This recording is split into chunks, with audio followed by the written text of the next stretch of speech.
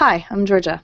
And I'm Renee, and welcome to Zen and Tech. As you might have noticed, we are doing some sponsorships now, and that's being handled by the Midroll. And they are running a survey. It's an anonymous survey. It takes more than 5 minutes to complete. Your answers will help match this show with advertisers that, fit in well. We want to make sure that you guys hear about the stuff that you will find interesting. So if you complete the survey, you'll be entered in an ongoing monthly raffle to win a $100 Amazon gift card. They promise not to share or sell your email address. We won't even send you an email unless you win. So please go to www.podcast.com/zen-tech. Yes, that is a skill testing URL. www.podsurvey.com/zen-tech.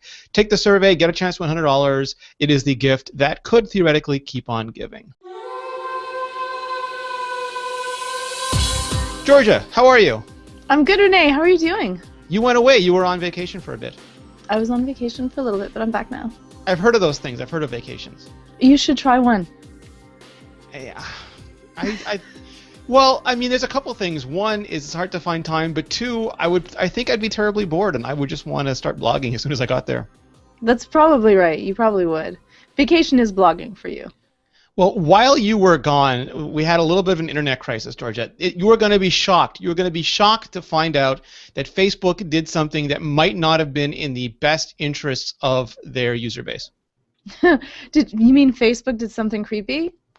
Well, so here's the thing. So maybe we'll start off with this then. There are some people who immediately started quoting that old saying, which I will always remember fondly from Scotty from Star Trek, where fool me once, shame on you, fool me twice, shame on me. And there's some people who believe that if Facebook does something bad now, it's your own fault for still being on Facebook. Perhaps so, or maybe it's just happening all over the place and Facebook is the only one that got caught.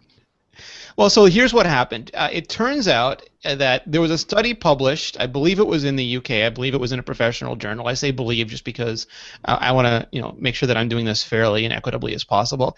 That shows that they conducted experiments, psychological experiments, on the timelines of their users to see if they could alter people's moods by changing the news feed that was presented to them.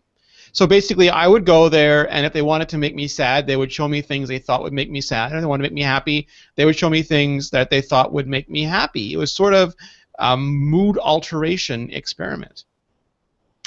Yeah, which, they did in 2012. They didn't really have anyone's permission. They did this in a sneaky manner, you could say. Though, again, is Facebook the only one that does this? Meh. And then they published the results just recently, and people are in an uproar. Yeah, now, to be clear, this happened in the UK, and apparently it is legal to do this. And other studies of a similar nature have been done. I think one of them was done using email from an email server, for example. But the question becomes, even if it's legal, is it ethical? And should these sort of experiments ever be done without explicit user permission? Well, yes. Okay, so let's kind of go back in history. So psychology, we already have a really bad rap for doing psychological experiments. So you can think about the Stanford prison experiments, the electrical shock experiments without the CIA telepathy stuff. I know you did it. Yeah, I wish. A little bit of a fringe thought there. But, without people's actual knowledge of what was happening, and I think that it gave all of psychology a really bad rap. And even myself, when I first went into psychology, I figured that when I would go in for an interview, I'm like, are they really doing the interview? Are they thinking about doing the interview? They're actually studying something else, and they just told me that's what they're studying. And so they ended up getting all of these great ethical guidelines to make sure that we don't end up doing creepy things without people's explicit knowledge before we're doing it. We don't want to treat people like lab rats. People don't like that. The lab rats actually don't like that either. They don't have any say in the matter. Not good for anyone. It's really not good for anyone because it destroys our feeling of trust. Now, it was pointed out that Facebook attained negligible results. Like, for all of the manipulation, it had almost within margin of error results on people. Does it matter that the experiment was a failure? Does that just make it worse? Does that make it better? Does that not influence it at all? Okay, well, if we go a little bit into the scientific research, and I did not actually have access to this paper, so I'm going on what secondary sources have told me about this paper, so take it with a grain of salt. If you've actually read the paper, I'd love to hear what your own thoughts are on it. But it happened for about a week. It occurred to about 700,000 users, and what they did was they would change to make feed either a little bit more negative or a little bit more positive on the news feed. And then they took a look at what other people would post. So it had kind of like the contagion effect. Like, how does one event affect how everyone else views everything afterwards? And yes, it was statistically significant, but marginally so. Now, already statistically significant, which I think that it was like one word difference within 1,000 words, could be completely wrong about that, but that's what I remember reading, was a little bit different. And so you could say that, is it actually an issue if this experiment they pulled, how successful it was or not? Was it actually make any difference to people's feelings if they got usable data from this or if they didn't? I don't think so. I don't care. I don't care that if they got something that was really useful or really not useful. My issue is that they did this anyways. So, I mean, you are not a Facebook user. We'll make that clear. You want no part of that particular kind of pain. But you do use Twitter. I use both Facebook and Twitter. I use them for very different things, and we can get into that later. But the thing to me is that the Facebook news feed has never made any sense to me. When I go to Twitter, when I go even to Google+, I think it is a reverse chronological order of the things that are posted for people that I follow or people that I've circled or stuff like that. I'm not sure if it's all the people I've circled, but at least it looks like some kind of timeline to me. The news feed never does. There'll be something from days ago, then something from a couple hours ago.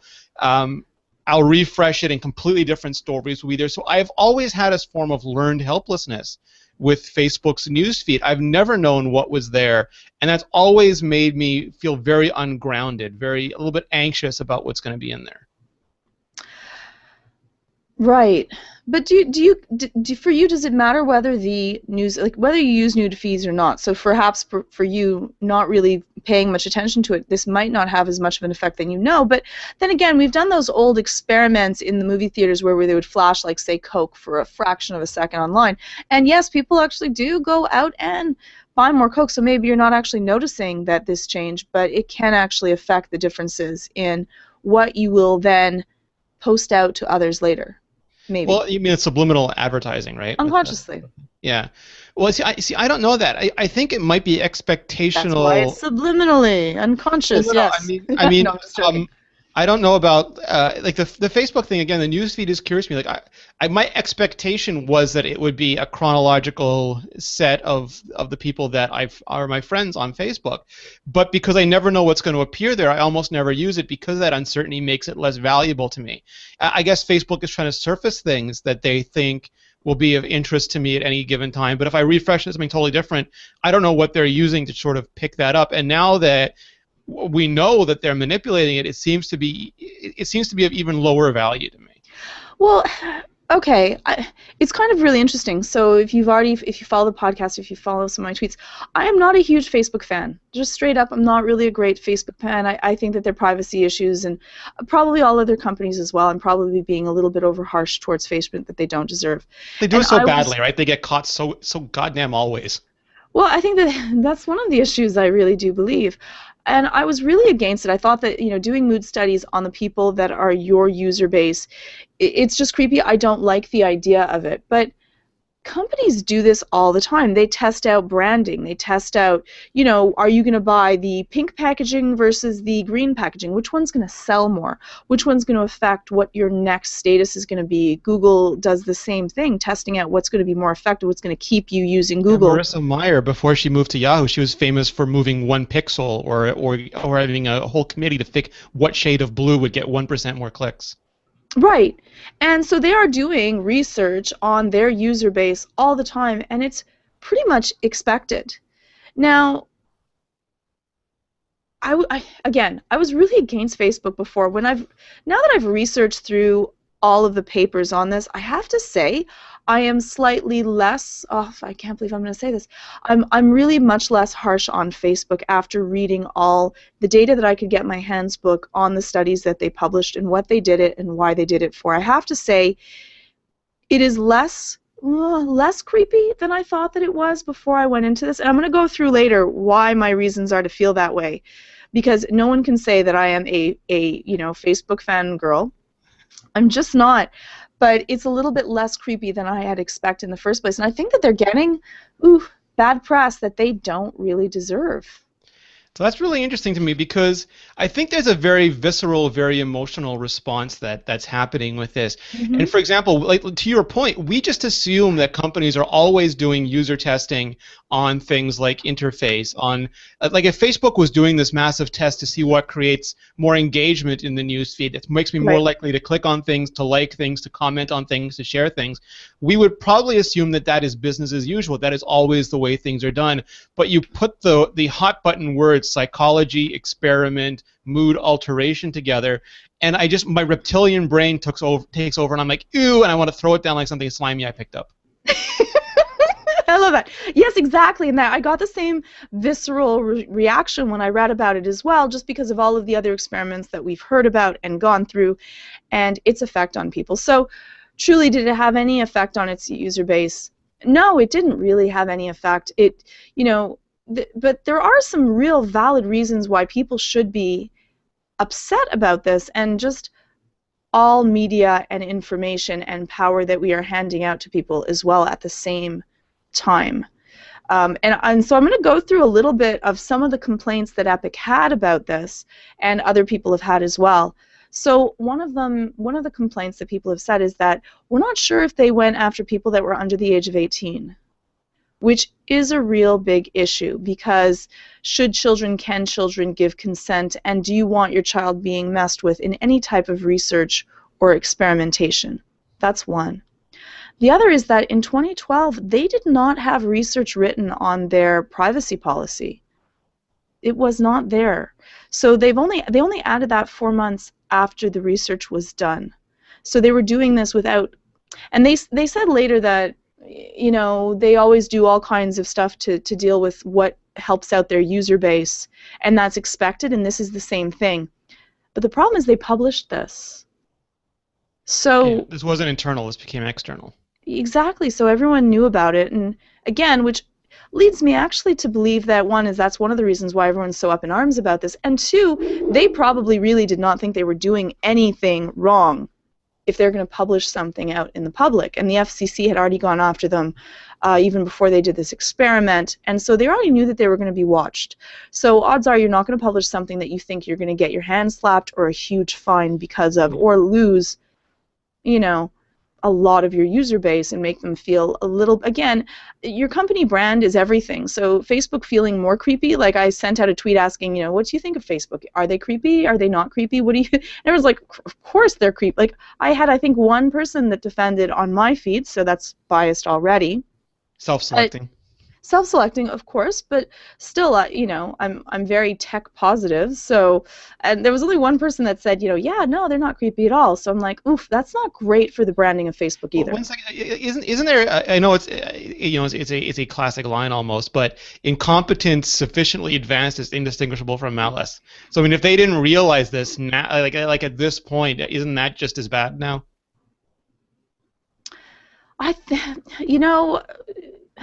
Or they just did, again, any company gets large enough figures that they can just do whatever they want. So yeah, it's a little bit scary in that manner as well, that they assumed that people would love this and this would be okay. It's not the first research that they've done for people before either, and they're getting tapped on this one where they weren't before, which was, I believe it was to get people to register to vote. And, I think they helped encourage, and whether it was because of Facebook or something else, but 350,000 people did. So I don't know, those are the rough numbers that we got out of it. No one batted an eyelash.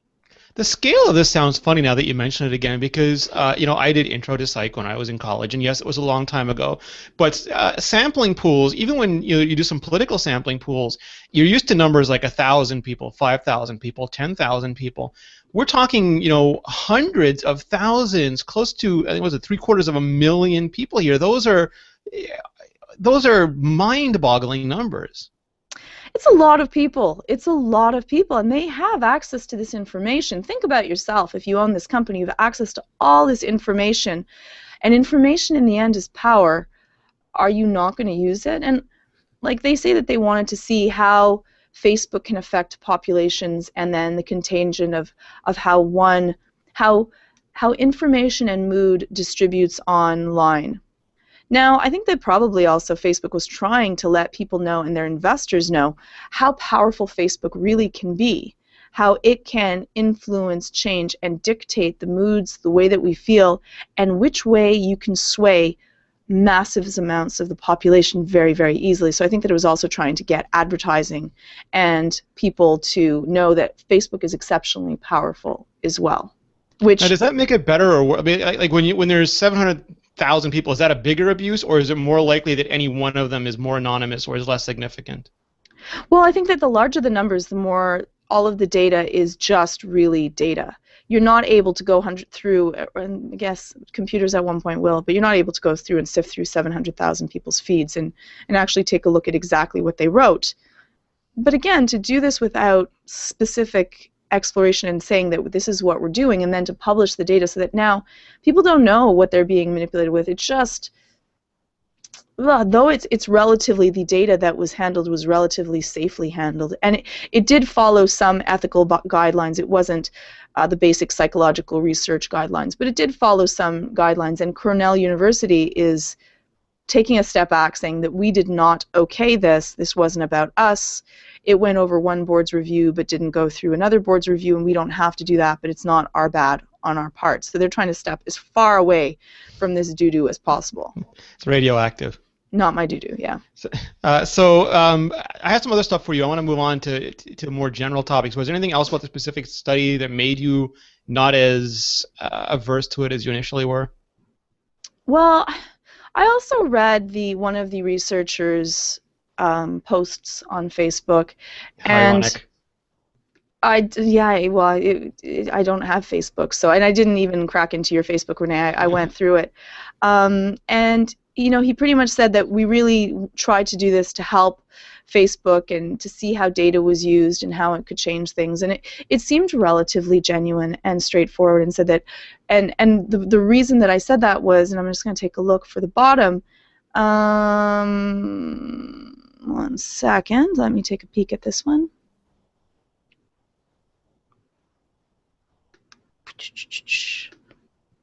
Here we go.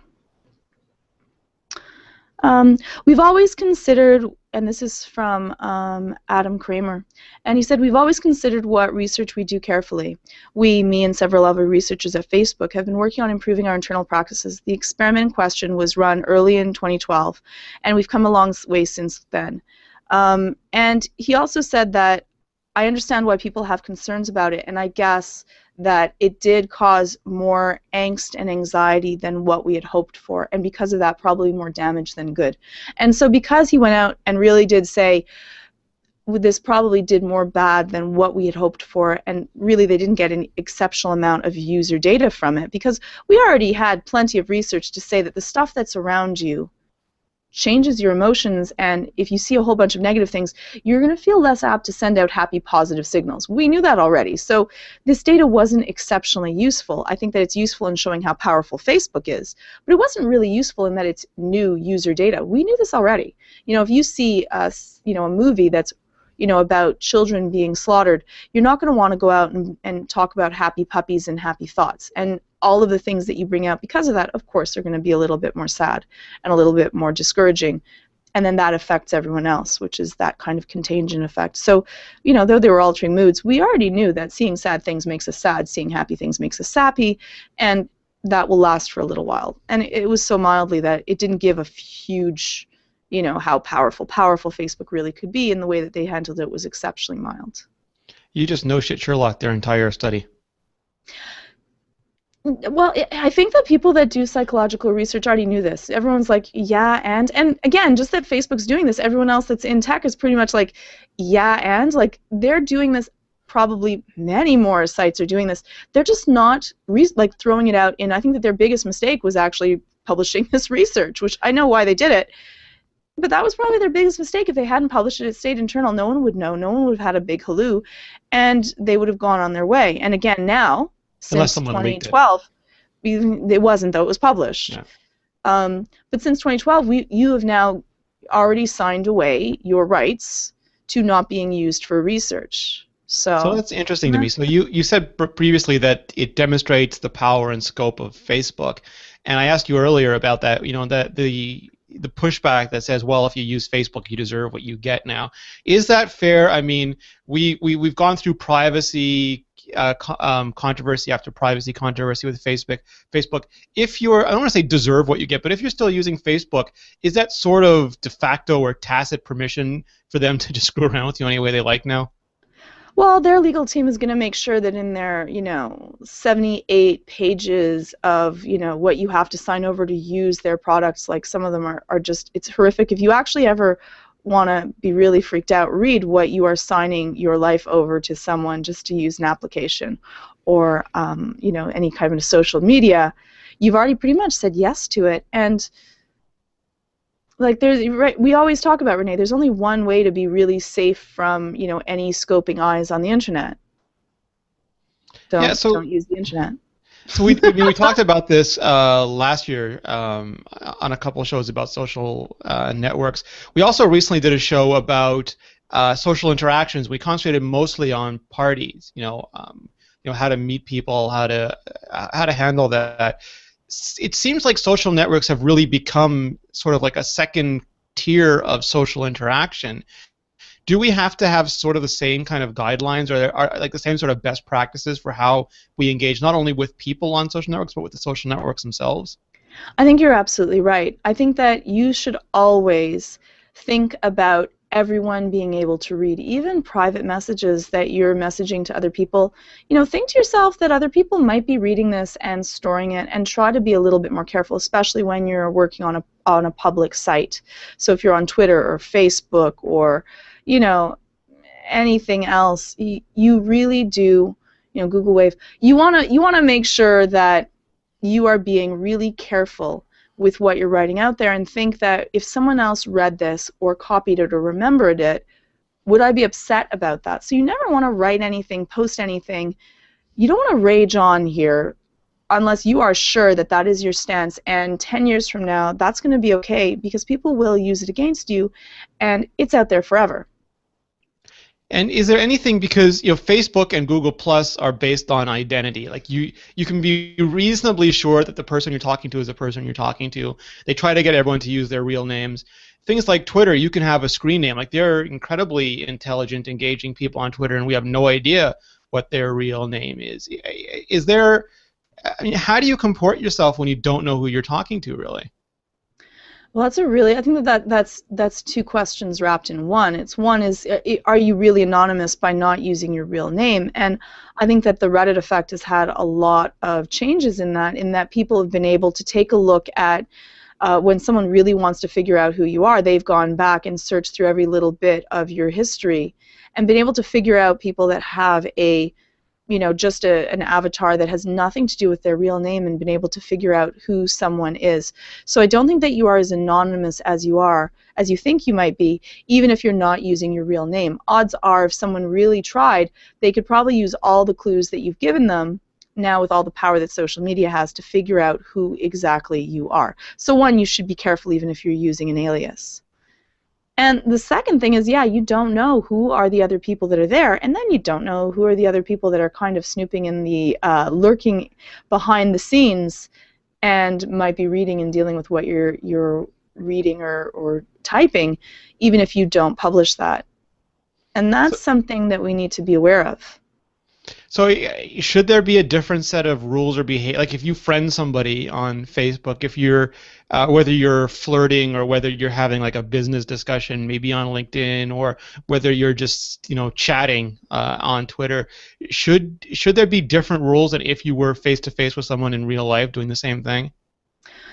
I think that you definitely should. In face-to-face conversations, as long as no one's taping you, in face-to-face conversations, we remember not the words that are being used, but we're remembering what the thoughts and feelings are. So even if you say something that sounds, if you just typed out the words, exceptionally incriminating, the intonation and your facial mannerisms are going to change that feeling. And then again, information is faulty. You can always pretty much say, I didn't actually say that, or I didn't mean that if someone else interpreted it, but that was wrong. But then you end up saying something at, say, a private gala or a fundraising and someone's taping it, or if you've typed something out, and now your words are like limitless in the amount of time that they are going to stay around, and people can kind of pick them apart. And unfortunately, if you have people that don't like you or that want something, they can use that against you and twist it around, because we lose most of the information from just written text. And that's why if you're fighting with someone, you really shouldn't do it through email. Well, there's no body language, right? And there's no emotion. Yeah, and that's most of communication is through body language, is through facial reactions, is through the tone in which you speak. I mean, we've invented emoticons and emoji to try to help, but it's probably still not a good facsimile. I still don't understand what all those emoticons really mean. What does the, the peach really mean? Does that mean a peach? Is it something else? Is there some sort of strange? I don't understand. Some of them I have no clue what they mean. I'll make up my own meaning and laugh. Sometimes a peach is just a peach. Perhaps it is, or perhaps it's something else. But no, we don't really know what they mean. Like a happy face means a happy face, but I could say something really mean and then put a happy face. I don't know. Well, that could still be misinterpreted. Because you're British. Perhaps. That could be. I don't know. So you have all these factors working on you. You have, for Facebook specifically, you have timelines that don't seem to have any organization to them. That might be manipulated for various reasons. You have people that maybe you know in real life, but maybe you don't. It seems more, is dangerous the right word? It seems like a more dangerous set of circumstances than its real life equivalents. Well, I think that it is often used against people, and it has a longer staying power, and because you can track, in person-to-person conversation, you cannot do a data analysis of what I've said or how many times I've smiled or how many times I've used one word versus another. The NSA can. Well, not in person, like unless they're recording person, like they might be. Do you know something I don't know? Maybe. But they are not going to be able to do that. Whereas in communication that's written, they can do that. They can cause all kinds of amazing data analysis from a very innocuous amount of information and find out what teams I like, what teams I don't, who do I follow, who I don't follow, who follows me. And so I think that it is a little bit more, it's less innocuous than it seems. It seems like just a happy place to hang out and have fun. And I'm not much of a, one of those people that are saying, well, let's get our tinfoil hats. But I think that we should be aware of what we're putting out there and how it can be used. Tinfoil beanie, perhaps, not a full hat yet. Not a hat yet. So how are you, just by way of example, and I'll talk about mine next, but how are you using social networks at the moment? I think that I'm always careful what I write out. I think that I think twice before I post anything in. I'm also much more careful about creating very polarizing opinions, because I'm also a psychotherapist, and I think that I have a great duty not to, I think that people shouldn't be as judgmental as we often are. I think that everyone makes mistakes, and I think that we are much more powerful together than we are apart. So I try not to be decisive in the words that I use, and sometimes I'll say something or ask the question instead of divisive. Sorry, thank you. And I think that I will ask the question instead of trying to make the statement. I'm sure that sometimes I've messed that and not done it really as accurately or as effectively as I would like to, but I think that we should always be careful about, how would, saying a crack about men or women, how would your significant other, or if you have a daughter later and looks over your Twitter feed in 10 years and you wrote, sent out all of these pictures of naked females to all your friends, they might think, you know what, Dad, what's up with that? Why are you treating women that way? Or, you suddenly have sent out something that might come off as racist or not very progressive, and then suddenly your new family member in your family is someone of a different ethnic, race or a different culture, and then they're going to think differently about you because of that. So I think that we need to be careful, because this is not something that we're going to have to just deal with now, and we need to educate people on how it's going to be a long-term effect, just like, you know, my grades in high school come back to haunt me. I'm like, really? Really? I still have to hand that? I You just recently failed had to hand it. I was like, recess. oh, really? I have to take a look at that? I'm like, this is just so painful. Now I really wish I'd studied for that class, because those grades come back to haunt me. Well, now your tweets, your Facebook, your LinkedIn profile, like everything, it can come back to haunt you at any So point in time. you use Twitter not frequently, but semi-frequently. You have a Google Plus account, but I don't think you use it almost at all. You have no Facebook account, and I don't think you have a LinkedIn account. I do not. I don't. If So, someone else has done it, it's not really mine. so what's the logic behind what you choose to use? I try to stay off of social media as much as possible, and I try to send out things that are lighthearted, fun, positive, that are going to help enhance people's lives.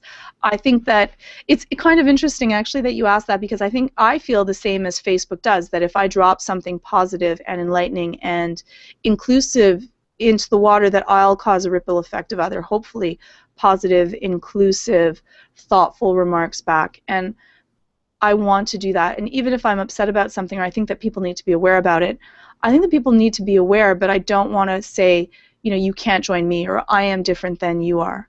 I think that we share many more things that are the same than are different, and so I try to do that through the social media that I deal with, but I try not to. What I was getting is why Twitter versus Facebook or something.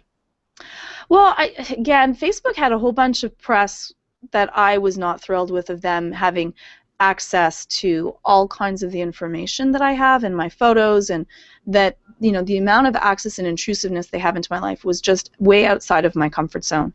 And though most of my family use it, and a lot of other people that I know use it, and everyone always asks me, I just didn't like it. And I'm not someone that's going to want to start sharing out all kinds of what I did today, which, you know, makes people feel bad, right? Because you're like faking how fabulous your life is. Often it's not that true anyways. So that's why I chose not Facebook. Fair? I mean, like to your point there, Twitter seems to be, I don't want to use the word superficial, but Twitter doesn't want that much from you. It just wants you to post a quick message about what you're doing, what you're enjoying, whatever. Facebook, like you said, it wants to know where you went to school, what your job is, who your friends, like not just that you're following something, but who your friends are, what their relationships are. It wants your photographs, it wants your interests. It seems to want a lot more from the relationship. Yeah, I don't like that. I don't. What do I get from that?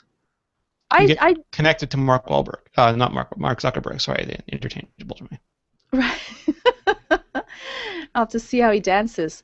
I don't want that. I don't like that feeling of other people. I'm a relatively private person.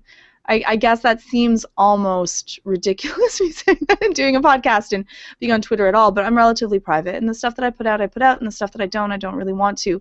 So that doesn't appeal to me. I think that Google Plus is useful for different business applications, and so I use it because of that.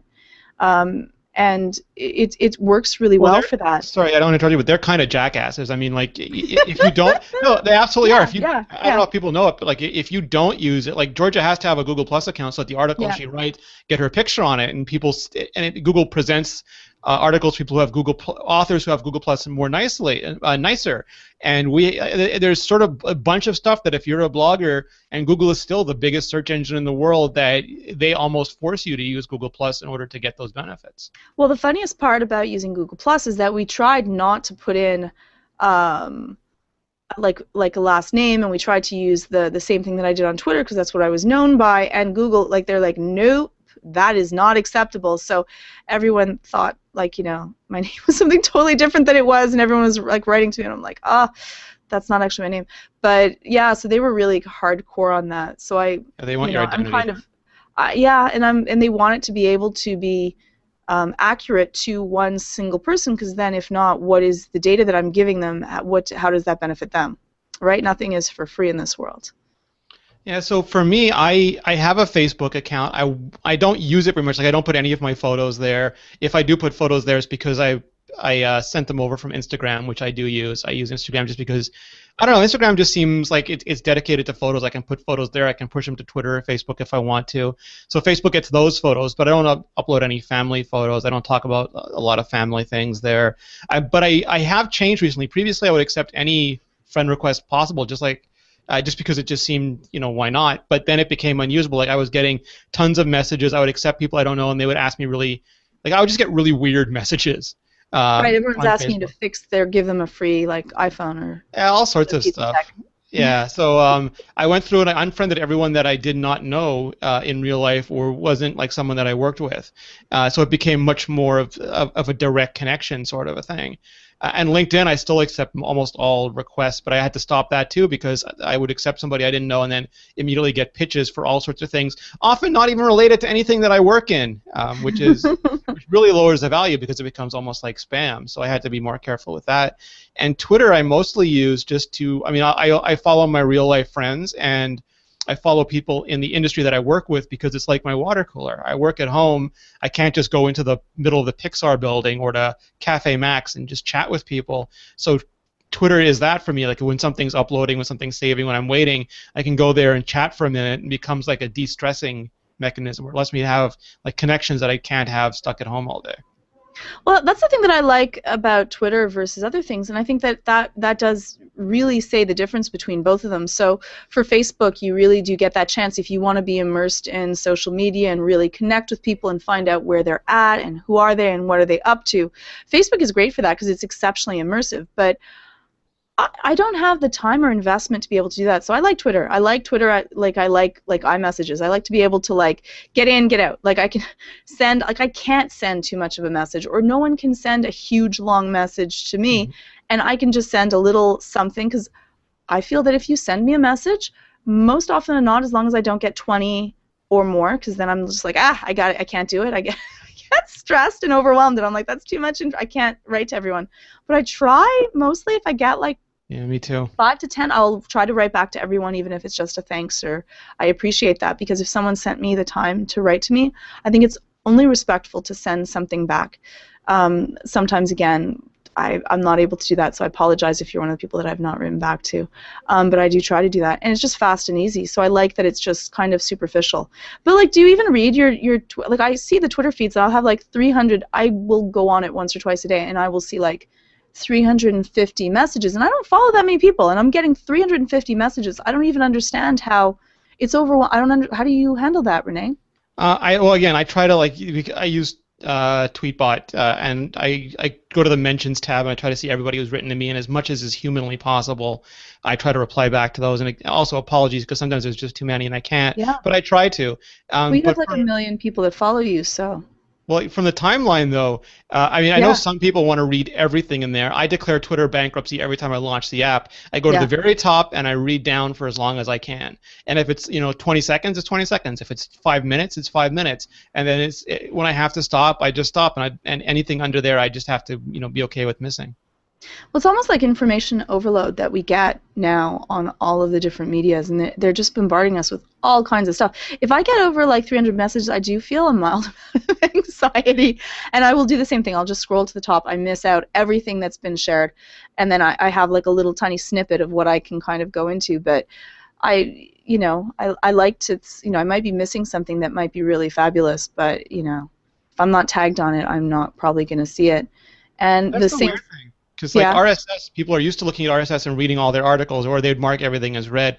With Twitter, I have people who are good friends of mine who are like, "What happened to that article you're writing?" I'm like, "I went up 2 days ago." Oh, I never saw it. They didn't see me tweet it out. They didn't see iMore tweet it out because it became almost serendipitous or happenstantial. If you were looking at Twitter at the right time, you'd see it, but it was just as easy for it to get lost in 100 other tweets. And I think that's what makes some people also a little bit anxious, is that they can't depend on seeing everything there, or they just can't.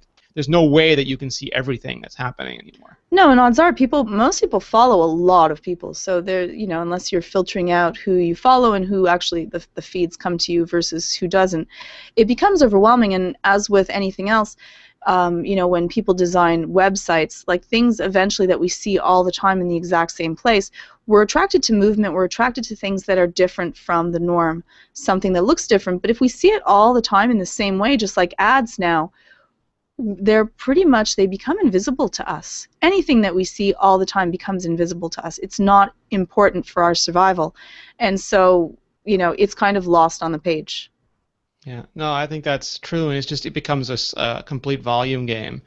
Um, So yeah, I guess Facebook. I have no idea what's in that news feed, but Twitter, I can't keep up with the timeline. So it's different problems, but at least I feel like I understand Twitter better. I Right. think it's easier to understand. I guess it's not to understand it better. It is so much easier to understand because it is so simple. It's only one basic kind of data, and you know that it's a timeline that you're looking at. Right, and I like that. I like that I like the speed and efficiency. Um, just because I don't have the time to go in. Like Facebook would probably get me lost. I would probably get just sucked into the thing that would be Facebook, and I would be, lost searching and seeing and being interested in, oh, look at this and look at what this person did, and just taking a look at feeds all the time. So it's probably best not that I don't go there anyways for a whole So bunch of reasons. to bring it all full circle, should we be, after hearing about things like this experiment, should we be anxious about using Facebook? Should it be stressing us? Should we worry about social overload? Should we be concerned, paranoid even, about who's reading what and when? I mean, how can we engage in social media and maintain our sanity, I guess I'm asking. Small question. Yeah, I think that we should be careful about what we put online. I think that I think Facebook is getting a bad rap versus all the other. I don't think that Facebook is the only one that's doing this. I think that they published it is a completely different story in that matter. But I think that you should always just be careful with what you're putting out there. I don't think this is a huge cause for concern at Facebook. I think that this is a huge cause for concern because we don't have really good privacy laws, and we're starting to get some in place, but again, this is kind of the wild, wild west. We're just learning what is okay, what isn't, what is within our rights versus what is in the company's rights versus what is the rights of, the applications that we use. Plus, a 60-page, something that we all know that no one reads, how can that be so binding? And I think that we need to have a whole bunch of laws to protect everyone that's involved. And, again, just be The careful. laws are going the other way. Unfortunately, you're not going to talk about lobbying and people that have a lot of money and what happens in a society because of that. But again, eventually I think that I have the belief that most things will even out in the wash.